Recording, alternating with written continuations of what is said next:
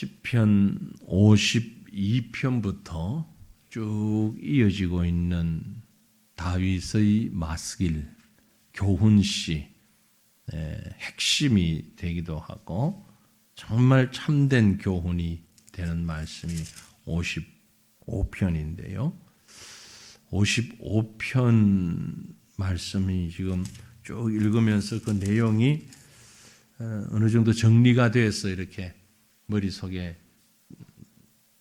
이해되시는 분도 계실 테고 무슨 얘기를 왜 이렇게 하나 하는 의문도 있으실 텐데 55편을 정리하는, 아니 좀 더 전체적인 마스길, 교훈을 정리하는 요절이라고 그럴까요? 22절입니다. 55편 가운데 22절. 내 짐을 여호와께 맡기라. 그가 너를 붙드시고 의인의 요동함을 영원히 허락하지 아니하시리로다. 이 말씀을 가르치고 있는 거예요. 지금 52편, 3편, 4편, 5편 다 특별히 55편에서 우리에게 가르치고자 하는, 다윗을 통해서 우리에게 가르치고자 하시는 내용이 뭐냐? 내 짐을 여호와께 맡기라. 너의 가지고 있는 모든 무거운 짐, 어려움, 오전 시간에도 말씀이 같이 연결됩니다마는 그것을 맡겨라. 하나님은 너를 붙들고 계시고 하나님의 사람이 요동함을, 좌우로 흔들리는 것을 허락하지 아니하신다. 이 말씀인 것이죠. 이 시편, 특별히 55편은요, 우리가 살면서 만나게 되는 무거운 짐, 각자에게 주어지는 짐이 있잖아요. 이 시를 적은 시인이 다윗인데, 시인이 느끼는 무거운 짐, 또 여러분 각자가 느끼는 무거운 짐 좀 다를 수 있지만, 그러나 어쨌든 우리 마음에 있는 짐입니다. 답답함이기도 하고 무거움이기도 하고, 그것들이 어떤 과정들을 거쳐서, 그 과정들이 21절까지가 기록이 되어 있고 그 과정들을 거쳐서 나온 결론이 22절인 거예요. 다 살펴보니까 결국은 이 짐을 여호와께 맡겨야 한다라는 겁니다. 오늘 우리가 55편 말씀을 묵상하면서 이 말씀을 묵상하는 우리 모두가 우리의 모든 짐들을 다 주님 앞에 내려놓는 그런 은혜가 함께 하기를 축원합니다.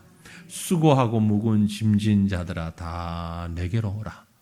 내가 너희를 쉬게 하리라 말씀하셨잖아요. 그 짐을 주님 앞에 우리가 다 왔다고 생각했는데, 다 내려놓았다고 생각했는데, 아니 이제는 더 이상 짐이 아니라고 생각했는데 여전히 나에게 짐이 되어 있는 그것들을 주님 앞에서 해결하는 그런 말씀입니다. 특별히 55편 표제, 맨 앞에 있는 소개하는 표제액을 뭐라고 했습니까? 다윗의 마스길, 그리고 인도자를 따라 현악에 맞춘 노래라고 되어 있습니다. 마스길, 이미 여러 차례 설명되었고, 교훈, 많은 백성들에게 교훈을 주는 시. 그런데 특별히 인도자를 따라 부르는 노래, 이건 또 많이 있었어요. 인도자를 따라 부르는 노래는 많이 있었는데, 인도자를 따라 현악에 맞춘 노래. 현악. 현악이 뭐죠? 악기는 악기인데, 이런 피아노 같은 우리 지금 여기 있는 건 전부 다 건반으로 치는 악기죠. 현악은 줄을 튕기거나 치거나 혹은 이렇게 썰어서 내는 소리, 바이올린이라든지 우리가 흔히들 지금 보고 있는 뭐 첼로나 더블 베이스, 비올라, 뭐 콘트라베이스 이런 것들이 있어요. 이런 것들이 이제 이 현악에 속하는 것들이죠. 줄 가지고 우리나라 가야금과 같은 것들도 마찬가지고요. 그런데 이 시편에 보면 현악에 맞추어서 부르는 노래가 7편이 있어요. 물론 그것 아니고 현악 안 했다 이런 말은 안 하겠지만, 특별히 이 곡은, 이 시는 현악에 맞춰서 불러라 그랬어요. 의도가 있는 거예요. 이제 작곡을 하다 보면, 작곡을 하면 여러 가지가 이제 좀 생각이 됩니다. 저도 뭐 곡을 많이 써봤지만 몇 박자 곡으로 할 거냐, 장조로 할 거냐, 단조로 할 거냐, 그리고 어떤 조로 하더라도 어떤 조로 할 거냐, 뭐 A 장조냐, A 단조냐, B 조냐, B 플랫이냐, C 플랫, 여러 가지 그 샵과 플랫이 붙어 있는 그 조들이 있잖아요.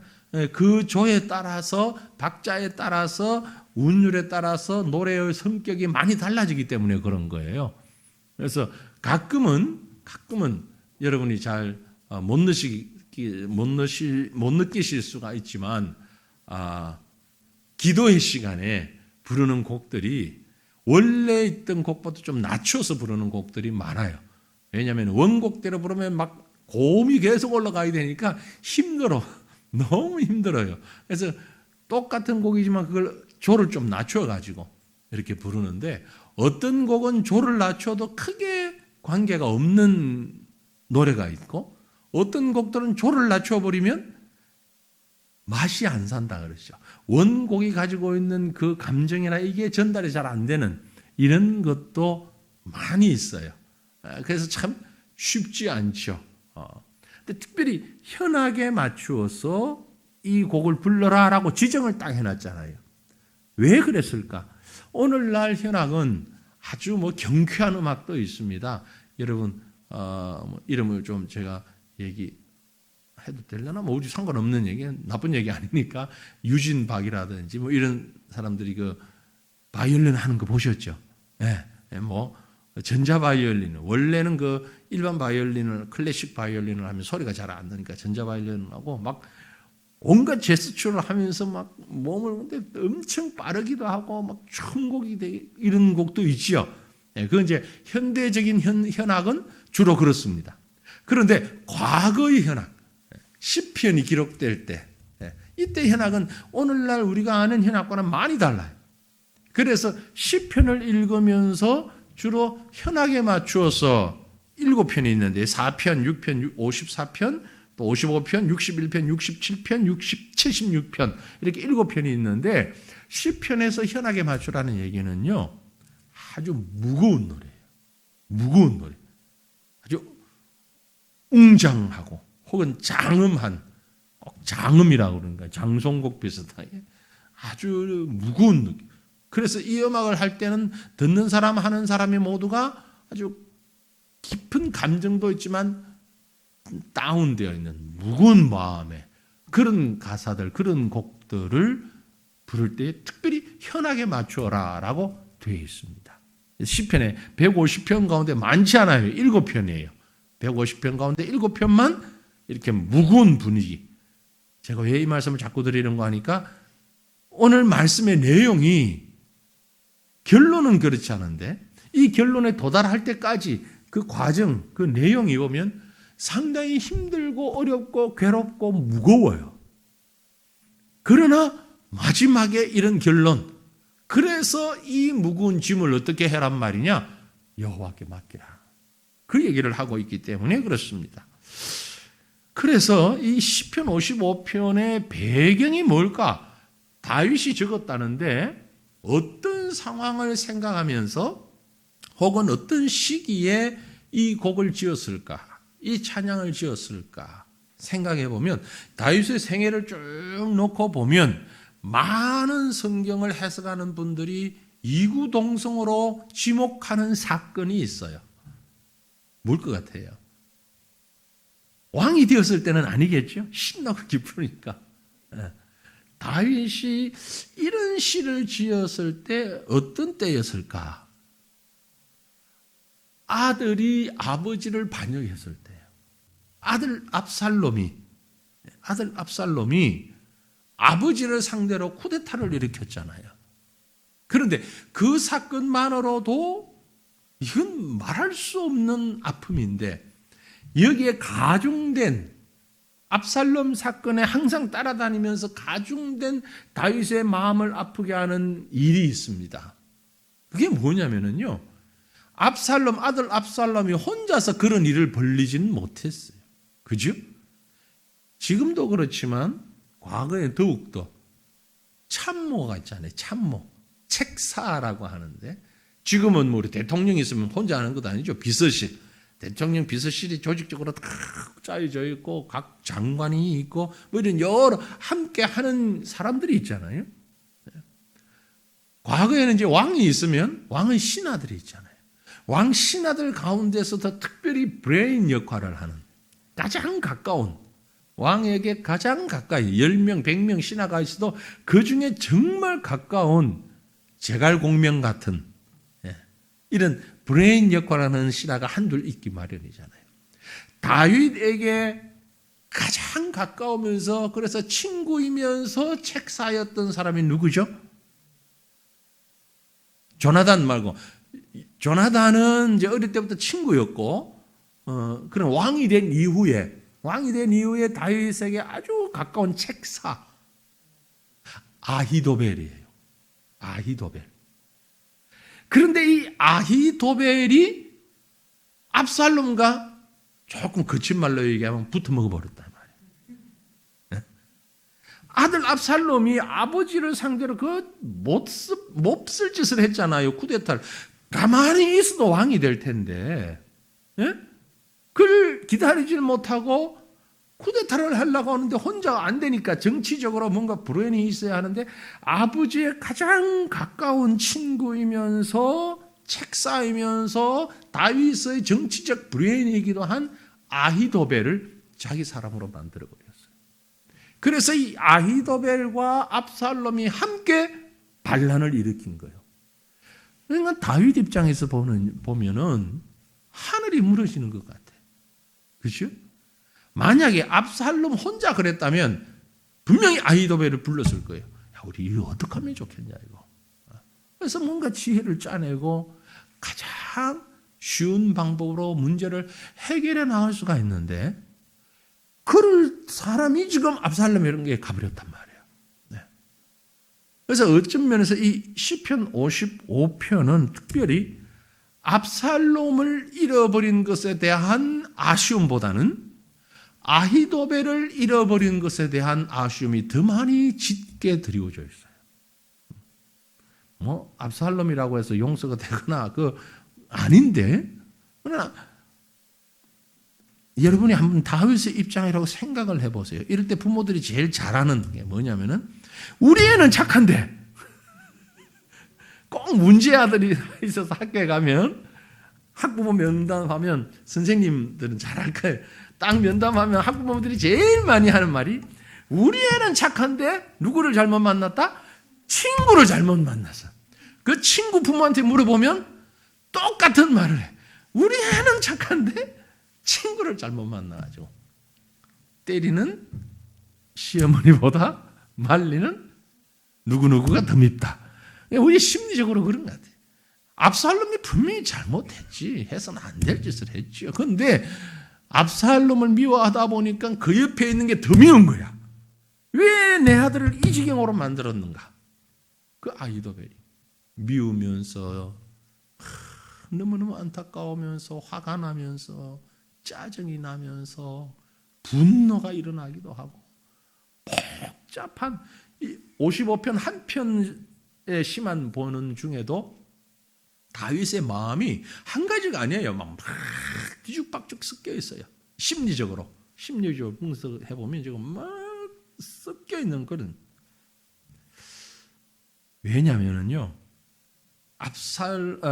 아히도벨이 다윗에게는 친구였어요. 친구.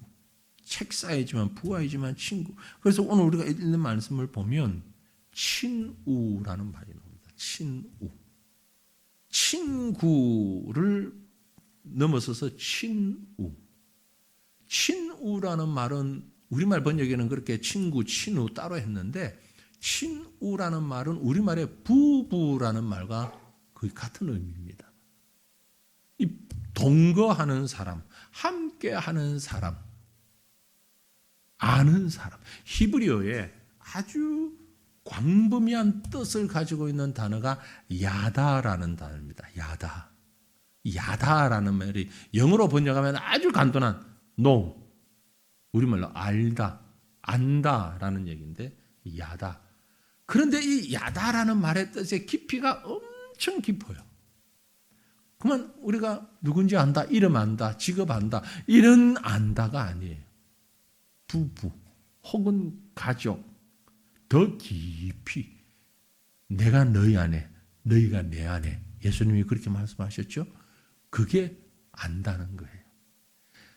다윗이 생각할 때 아히도벨은 그런 사람이었어요. 나중에도 보겠지만 특별히 설명을 하면서 우리가 먼저 보면 14절을 영상 안 나오니까 여러분 성경을 한번 보셔요. 14절 보면 이 표현을 할 때 다윗의 마음이 어떠했겠는가 생각해 봅니다. 우리가 같이 재미있게 의논하며 무리와 함께 하여 하나님의 집 안에서 다녔도다. 회상하는 거예요. 좋을 때, 좋았을 때. 우리가 같이 재미있게 의논하고 모든 일을 다 의논하면서 정책적인 문제, 나라의 문제 이런 것도 의논하고 더 나아가서 함께 하나님의 집 안에 다녔다. 같이 신앙생활 하나님을 섬겼다. 우리 성도들 가운데 그런 분이 계신지 모르겠습니다. A 집사와 B 집사, A 권사님, B 권사님. 맨날 만나서 밥도 먹고 집안 얘기도 하고 같이 예배도 드리고 기도회도 같이 가고 새벽 기도도 같이 옆에 붙어 앉아 있고 금요 기도회 때도 같이 기도하고 특별 새벽 기도 한다 그러면은 불러가지고 서로 전화해가지고 깨워가지고 같이 오고 전도회 모임에도 같이 가고 어디 야외 간다 그래도 꼭 같이 가서 옆자리에 같이 앉아가지고 오손도손 얘기하면서 다니고 그런 사이, 그런 사이. 다윗과 아히도벨. 아히도벨이 정말 똑똑했어요. 지혜로웠어요. 그래서 당시 사람들이 또 다윗이 아히도벨의 계획은 하나님의 말씀과 같다 그랬어요. 아히도벨을 신격화해서 높인 게 아니고 그만큼 정확하고 똑똑했단 말이에요. 그런 아히도벨이 자기 아들과 함께 다윗에게 반역을 일으켰어요. 얼마나 마음이 아팠을까? 얼마나 상심이 컸을까?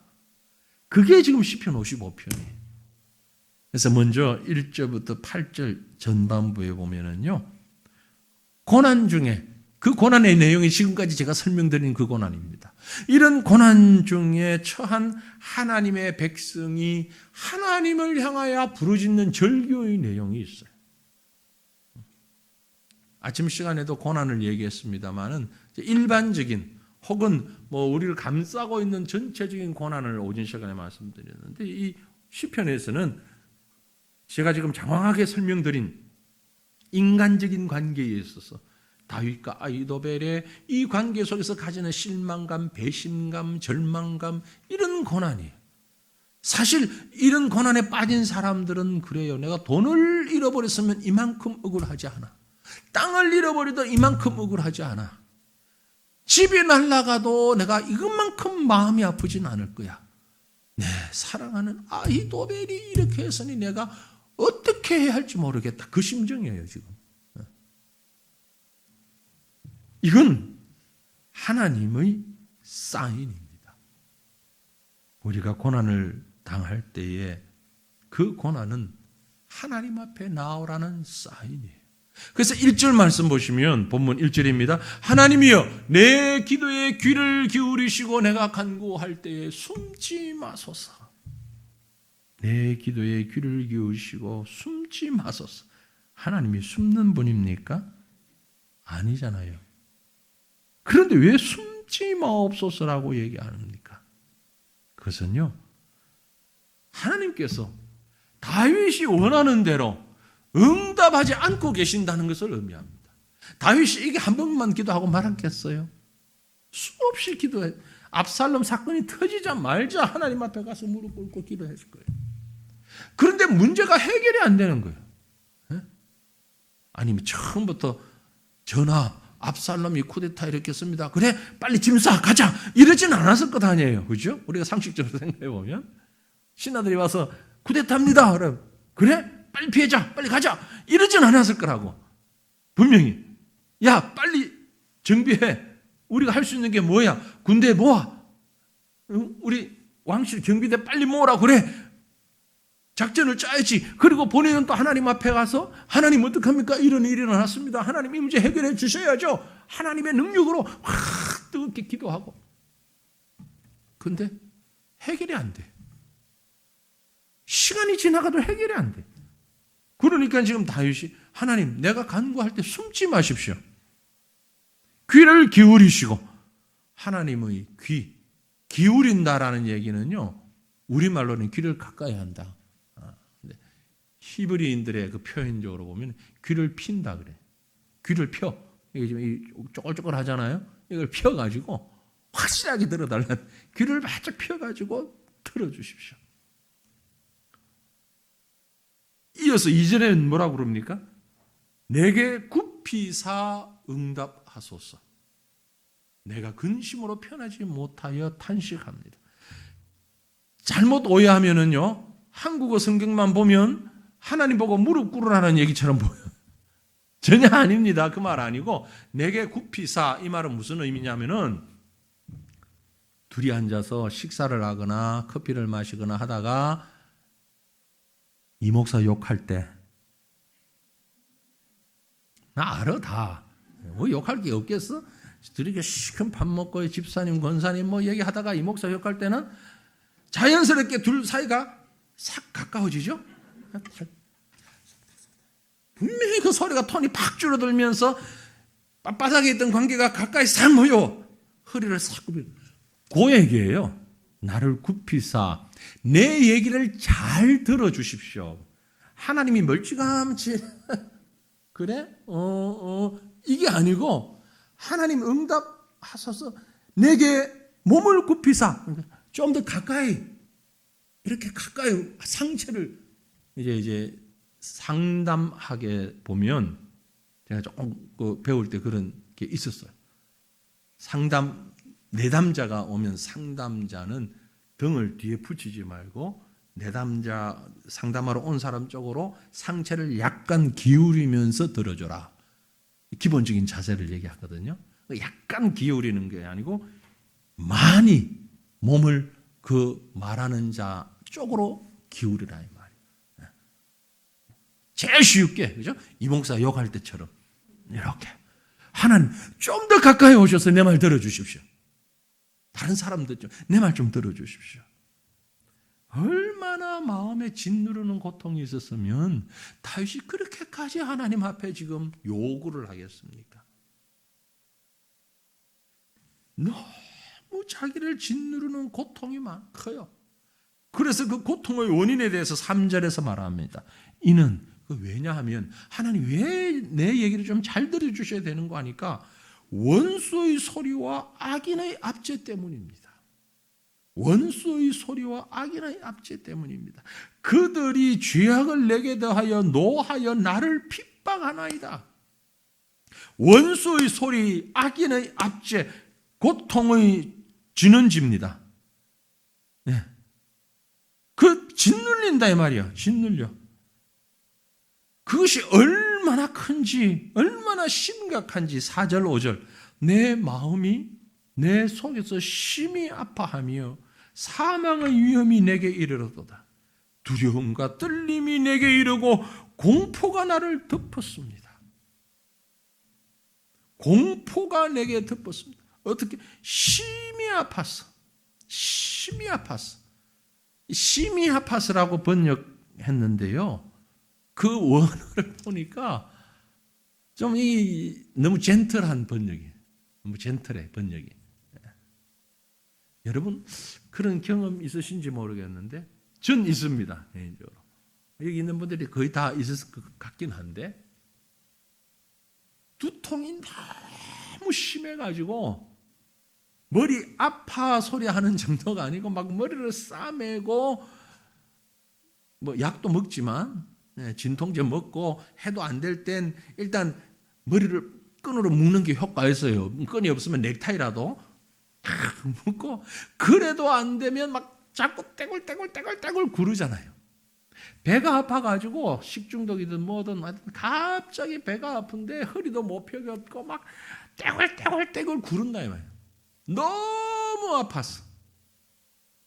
이 심히 아파서라는 말은 다른 말로 번역될 때 해산하는 고통을 얘기합니다. 네, 다 잊어버리셨겠지만 아기를 낳을 때의 고통, 떼굴떼굴 구르는 고통, 내 마음이 내 속에서 너무 아파서 떼굴떼굴 구르겠습니다. 그 정도로 아픕니다. 그래서 내가 겁이 납니다. 내가 이러다가 죽는 것 아닌가. 너무 아프면 겁이 나죠. 나 이러다가 죽는구나. 이어지는 6절, 7절, 8절 나는 말하기를 만일 내게 비둘기같이 날개가 있다면 날아가서 편히 쉬리로다. 내가 멀리 날아가서 광야에 머무리로다. 내가 나의 피난처로 속히 가서 폭풍과 광풍을 피하리라. 우리가 지금 시를 보고 있습니다. 그죠? 시적인 표현이에요. 얼마나 아프면, 얼마나 힘들면, 얼마나 고통스러우면 날개라도 있으면 내가 헐 날아가 보고 싶습니다. 그 말이에요. 비둘기같이 날개가 있다면 내가 헐 날아가 보겠습니다. 멀리 가서 아무도 없는 곳에, 누구도 없는 곳에, 그곳이 비록 광야라 할지라도, 광야는 죽음의 장소예요. 단순히 광야는 넓은 땅 이런 의미가 아니고 주변에 사람도 의식주에 해결할 수 있는 아무것도 없는 그곳에 나 혼자 뚝 떨어져 가 있다 할지라도 내가 이 아픈 자리를 좀 피했으면 좋겠습니다. 나의 피난처로 속히 가서 폭풍과 광풍을 피했으면 좋겠습니다. 왜 이런 얘기를 할까요? 인간관계에서 배반당한 다윗, 어쩌면 허무함과 허탈함과 고독함과 증오와 고통, 세상에 표현할 수 있는 모든 단어들 다 나열해 가면서 거기에다가 아들까지, 이건 뭐 자기가 해볼 수 있는 거 다 해봐도 어떻게 할 방법이 없어요. 네, 방법이 없어요. 저녁에 자고 나면 아침에 아무 일 없이 일어나는 지렁이가 부를 만큼. 여러분, 허리가 너무 아프면 지렁이가 부러워요. 저렇게 허리를 꼬불꼬불 하는데도 왜 안 아플까? 네? 그만큼 지금 고통스럽다는 얘기예요. 사람이 아닌 미물이, 파리는 지금 가고 싶은 데를 마음대로 날아가네. 난 지금 가고 싶어도 갈 수가 없잖아. 몸을 마음대로 못 움직이는 사람은 날아다니는 파리를 보고 부러워할 수 있어. 아이고, 나도 파리처럼 저렇게 날개라도 있었으면 날아가 보시. 이 다리가 지금 꼼짝을 안 하고 있으니 어떡한단 말이냐. 그런 마음이에요. 광야에서 머무르면서 폭풍과 광풍을 피하고 싶다. 무조건 편안하고 싶다는 얘기는 아닙니다. 폭풍은 나를 향해서 정면으로 불어오는 세찬 바람을 폭풍이라고 그러고, 광풍은 돌면서 돌아오는 곡선으로 오는 바람을 광풍이라고. 얼마나 힘들고 위험해요. 그럴지라도 내가 이 자리에 머무는 것이 너무 고통스럽습니다. 차라리 광야에 가서 들깨가 되든지 파리 한 마리가 되든지 지렁이가 되든지 그렇게 해서 살아봤으면 좋겠습니다. 너무너무 힘들어서 하나님 앞에 이렇게 지금 고통을 절규하는 거예요. 여러분, 힘들 때 있죠. 고통스러울 때 있죠. 하나님 앞에 내놓으세요. 다윗도 그랬는데 뭐. 다윗도 절규하는 거예요. 그런데 문제는요, 주어진 세상은, 오전 시간에 말씀드렸습니다만, 주어진 현실은 하나님의 백성으로서 아주 폼나게 살아갈 수 있는 세상이 아니에요. 하나님의 백성을 너무너무 고통스럽게 만드는 것이 이 세상입니다. 그런데 그가 누구냐? 문제는 여기 있습니다. 구체적으로 자기를 괴롭히는 행위, 9절, 10절, 11절 내가 성내에서 강포와 분쟁을 보았사오니 주여 그들을 멸하소서. 그들의 혀를 잘라버리소서. 그들이 주야로 성벽 위에 두루다니며 성중에는 죄악과 재난이 있으며 악독이 그 중에 있고 압박과 속임수가 그 거리를 떠나지 아니하도다. 이 성이 어느 성이에요? 예루살렘 성이에요. 다윗 성이에요. 하나님이 함께 계시는 성이에요. 하나님과 함께하는 예배의 자리예요.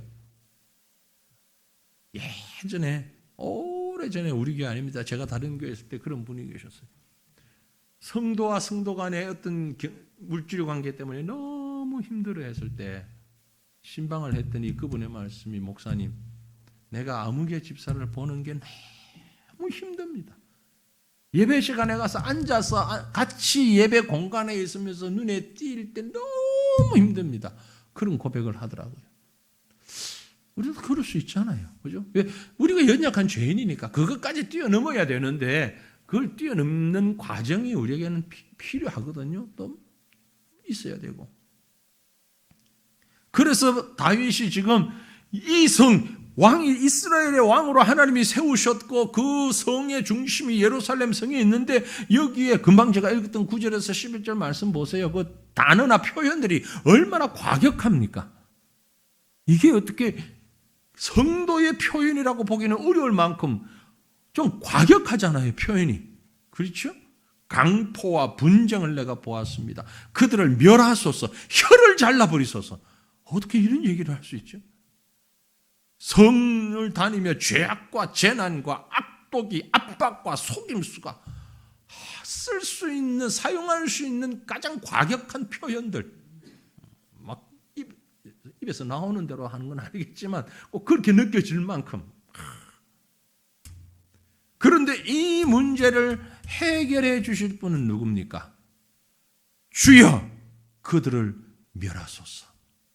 이 주여는 여호와가 아니고 아도나이예요. 아도나이. 이 성의 주인이 하나님이시지 않습니까? 주인이 해결 좀 해 주십시오. 그런 얘기. 멸망을 시키든지 부러뜨리든지 주님이 해결해 주셔야 됩니다. 난 못하겠어요. 왜요? 대반전이 바로 다음 구절에 나와요. 12절 말씀 우리 같이 한번 읽어보십시다. 12절 나를 책망하는 자는 원수가 아니라 원수일진데 내가 참았으리라. 나를 대하여 자기를 높이는 자는 나를 미워하는 자가 아니라 미워하는 자일진데 내가 그를 피하여 숨으으리라. 무슨 말인 것 같습니까? 이 말이 지금 무슨 말인 것 같아요? 나를 책망하는 자가 차라리 원수였으면 좋겠습니다. 그 말이에요. 나를 책망하는 자가 원수가 아니라 친구입니다. 내가 가장 사랑하는 아히도벨입니다. 내 아들입니다. 차라리 원수였으면 내가 참기라도 하겠는데 나를 대하여 자기를 높이는 자가 나를 미워하는 자가 아니라 내 새끼입니다. 내 아들입니다. 그런데 내가 그들을 피하여 지금 숨고 도망가야 되니 하나님 이게 지금 무슨 꼴입니까? 그 얘기예요. 진짜 원수 같으면 진짜 나를 미워하는 자 같았으면 에이 그만둬라. 그러고 도망가버리든지 싸우든지 뭐 둘 중에 둘밖에 없잖아요. 그죠? 싸워서 죽이든지 아니면 그래 너 다 해. 다 치워버리고 도망가잖아.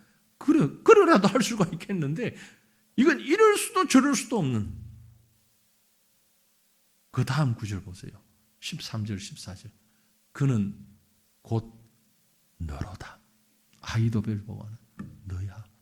나의 동료요 나의 친구요 나의 가까운 친구로다.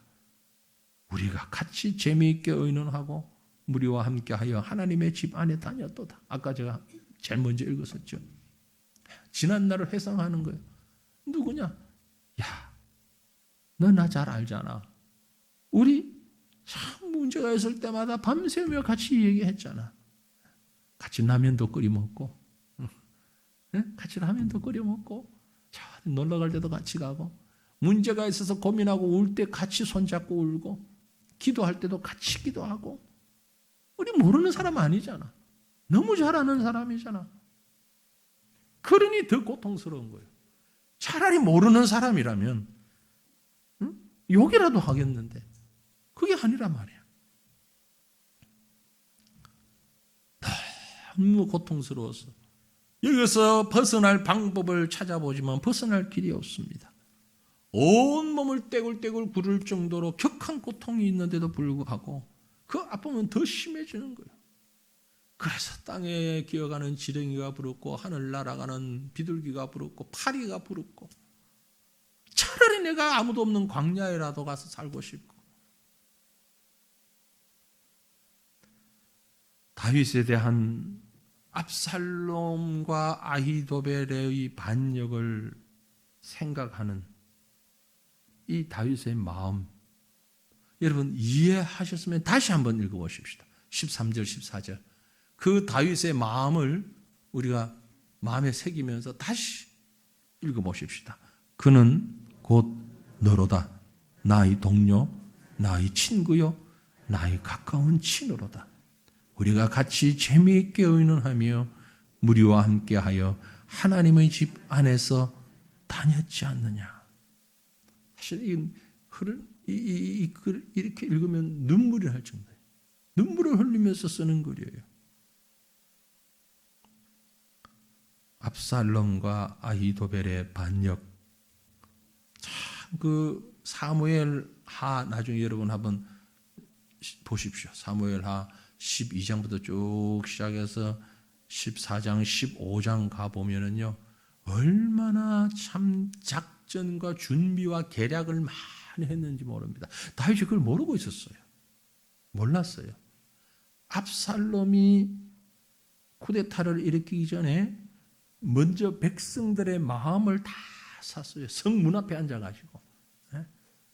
평소에 안 하던, 평소 압살롬답지 않은 상냥한 말로, 사랑하는 말로, 백성들을 위하는 말로 아주 최고의 군주의 모습을 다 보여주고요. 억울한 말을 할 때 다 들어주고, 그 압살롬 앞에 와서 꿇어 엎드려 절하라고 그러면 이러지 말라고 이렇게 가지고 막 안아주고. 평소에 그러던 사람이 아니었거든. 목적이 있었던 거야. 쿠데타하고 반기를 들려고. 이 백성들의 마음을 얻어야 되니까 막 안아주고. 그리고 이제 헤브론으로 가면서 다윗이 너 왜 가냐? 그랬더니 여호와를 예배하기 위해 제사 드리기 위해서 갑니다. 그리고 가가지고서는 거기서 반란군들을 모았단 말이에요. 아버지를 완벽하게 속였어요. 그리고는 칼을 들고서 예루살렘으로 들어왔던 것 아닙니까? 그걸 누구 머리에서 다 왔냐? 압살롬은 그럴 정도 머리가 안 돌아가는 친구라. 그걸 뒤에서 이렇게 딱 조정한 게 아히도벨이란 말이에요. 이걸 나중에 다윗이 알았을 때, 야, 넌 내 친구잖아. 넌 내 동료잖아. 내 친구잖아. 요즘 말로 얘기하면 난 너 베스트 프렌드 베프인 줄 알았는데, 난 정말 내 친구인 줄 알았는데, 야, 이럴 수 있어? 그런 다윗의 마음을 여러분 함께 느껴보시길 바랍니다. 그러나 마지막 16절 이후에 보면은요, 그럼에도 불구하고 다윗을 버리지 않고 구원하시는, 자기 백성을 구원하시는 하나님의 모습이 기록되어 있습니다. 아니, 자기 구원이 다른 어디에서도 방법이 없고 이 문제 해결은 방법은 하나님밖에 없다고 다윗이 스스로 깨닫고 고백합니다. 16절 이후에 나는 하나님께 부르짖으리니 여호와께서 나를 구원하시리로다. 저녁과 아침과 정오에 내가 근심하여 탄식하리니 여호와께서 내 소리를 들으시리로다. 나를 대적하는 자 많더니 나를 치는 전쟁에서 그가 내 생명을 구원하사 평안하게 하셨도다. 지금까지 나를 지켜주신 이가 누구냐? 하나님이지 않느냐. 하나님이 대답을 하든 하지 않든 내가 저녁과 아침과 정오 하루에 3번은 꼭 정해진 시간, 기도하는 시간만큼 내가 놓치지 않겠다. 하나님이 나한테 어떻게 하든 뭐 해결이 되든 안 되든 그건 모르겠고 하나님 앞에 내가 할 수 있는 건 이거밖에 없어. 하나님 앞에 간절히 무릎 꿇는 그런 모습. 해결은 누가 하십니까? 하나님이 하셔요. 하나님이 하셔요. 제가 사무엘하 얘기를 조금 더 할게요. 이런 일들을 한 다음에 압살롬의 반역이 성공했습니까? 실패했습니까? 실패했죠. 왜 실패했죠? 성경을 쭉 읽어보면은요, 물론 이제 하나님께서 실패하게 하셨는데, 하나님께서 뭘 이용하셨는가 하니까 아히도벨과 압살롬의 사이를 벌려놓으셨어요. 이걸 떨어지게 만들었어요. 그런 것만 실패해버리는 거예요. 어떻게? 압살롬이 아히도벨과 다 같이 앉아가지고 이제 쿠데타가 성공했다 생각이 되고 예루살렘에 진격해서 마지막으로 우리가 궁궐만 빼앗으면 된다. 그때에 이제 다윗을 어떻게 잡아야 되느냐라고 했을 때 압살롬이 다윗을 잡을 수 있는 기가 막힌 모략을 얘기합니다.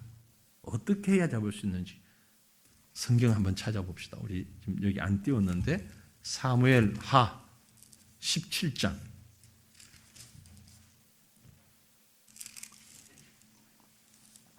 앞에 자막을 안 띄운 이유는 여러분의 눈꺼풀을 띄우기 위해서. 딱 이 시간 되면 눈꺼풀이 가라앉게 되니까 사무엘하 17장 1절부터 4절 1절부터 4절 같이 읽습니다. 아히도벨이 또 압살롬에게 이르되 이제 내가 사람 12,000명을 택하게 하소서.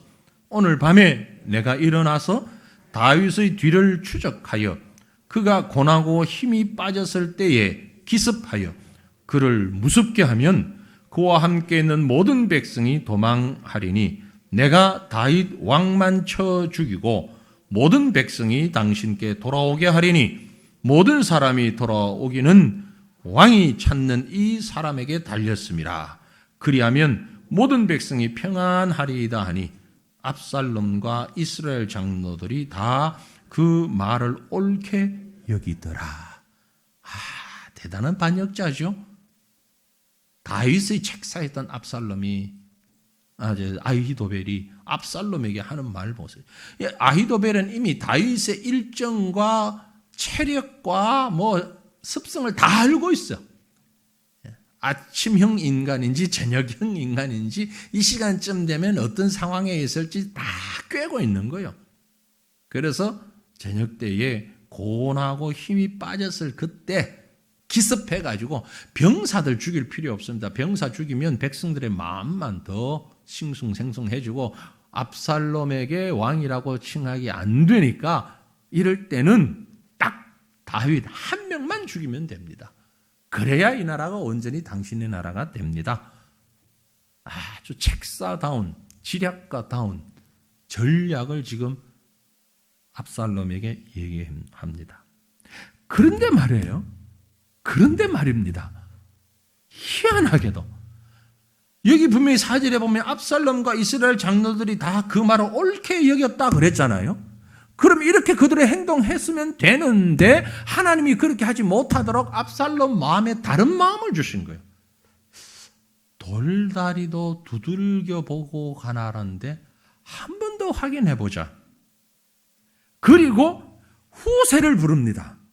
후세. 또 다른 다윗의 사람인 후세를 불렀어. 그게 사무엘하 17장 이어서 5절에 압살롬이 이르되 아렉 사람 후세도 부르라. 우리가 이제 그의 말도 듣자. 이거 견적받는 것도 아니고 여기 한쪽 얘기를 들어보고 또 다른 사람 얘기도 우리가 한번 들어보자. 그리고 후세의 얘기도 들어보자. 그래서 후세가 쭉 또 자기 전략을 설명을 합니다. 그게 13절까지예요. 13절까지 쭉 후세가 얘기를 다 하고 나니까 14절에 이렇게 말합니다. 압살롬과 온 이스라엘 사람들이 이르되 아렉 사람 후세의 계략은 아히도벨의 계략보다 낫다. 이는 여호와께서 압살롬에게 화를 내리려 하사 아히도벨의 좋은 계략을 물리치라고 명령하셨음이더라. 실제는 아히도벨의 계략이 전술적으로 보면 나은 것인데 후세가 말도 아닌 소리를 했음에도 불구하고 하나님께서 그 순간 압살롬과 여러 참모들의 마음속에 야, 후세 말이 옳다, 저렇게 하자, 이렇게 결정 내리도록 하셨다 이 말이에요. 누가 하신 거예요? 하나님이 하신 거예요. 어떻게 다윗이 자기가 이 문제를 해결할 수가 없어. 상황이 이렇게 되니까 아히도벨은 얼마나 답답하겠어요. 자기가 한 짓이 있는데. 그래서 아히도벨은 어떻게 됩니까? 뒤에 가서 23절 가보면은 아히도벨이 자기 계략이 시행되지 못함을 보고 나귀에 안장을 지우고 일어나 고향으로 돌아가 자기 집에 이르러 집을 정리하고 스스로 목매어 죽음에 그의 조상의 묘에 장사되었다. 스스로 죽어버려요. 문제를 해결시켜버려요. 누가? 하나님이. 다윗이 한 것은 하나님 앞에 기도한 것밖에 없습니다. 하나님 이거 어떡합니까? 이것도 내 원통한 마음을 하나님 어떻게 해결해야 되죠? 그 모든 상황을 나중에 다윗이 들었어요. 다 정리되고 난 다음에 다윗이 들었어요. 그래서 이제 그 백성들에게 우리에게 이 모든 사건들을 다 통틀어 생각하면서 이렇게 교훈합니다. 22절 23절 우리 같이 읽습니다. 내 짐을 여호와께 맡기라. 그가 너를 붙드시고 의인의 요동함을 영원히 허락하지 아니하시리로다. 하나님이여 주께서 그들로 파멸의 웅덩이에 빠지게 하시리이다. 피를 흘리게 하며 속이는 자들은 그들의 나라의 반도 살지 못할 것이나 나는 주를 의지하리이다. 아멘. 이 결론이 나오기까지 그 과정이 있었던 거예요. 보니까 그래, 사람의 힘으로 하려고 해서 되는 것이 아니다. 하나님께 다 맡겨야 된다. 하나님께 맡겨라. 그러면 아히도벨과 압살롬이 함께 연합해서 다윗을 치려고 했던 것보다 더 큰 일이 없는데 그 엄청난 일도 하나님이 이렇게 막아주시더라. 사랑하는 성도들이요, 오늘 우리가 어떤 문제를 만났을 때에 내가 그 문제를 해결할 수 있을 것이라고 생각하지 마십시오. 안 될 때도 많지만 생각도 하지 마십시오. 너무 힘들고 속이 썩어 문드러진다 그러죠. 방법이 없어요. 어떻게 방법이 없어요. 그래서 내 입에서 온갖 과격한 소리가 다 나올 만큼 자기도 정신을 못 차릴 만큼 그럼에도 불구하고 지나고 보니까 내 짐을 여호와께 맡기라. 내 짐을 여호와께 맡기라. 이게 하나님의 사람이 할 일이다. 이 결론을 내리고 있는 겁니다. 오늘 우리에게도 일터에서, 가정에서, 주변 이웃에서, 우리 삶의 자리에서 다윗과 같은 그 고난의 자리, 아픔의 자리, 해결할 수 없는 자리에 이르렀을 때 내 짐을 여호와께 맡기라. 주님 앞에 맡기고 오직 주님 앞에 기도하고 간구하는 저와 여러분의 모습이 될 수 있기를 주님 이름으로 축원합니다.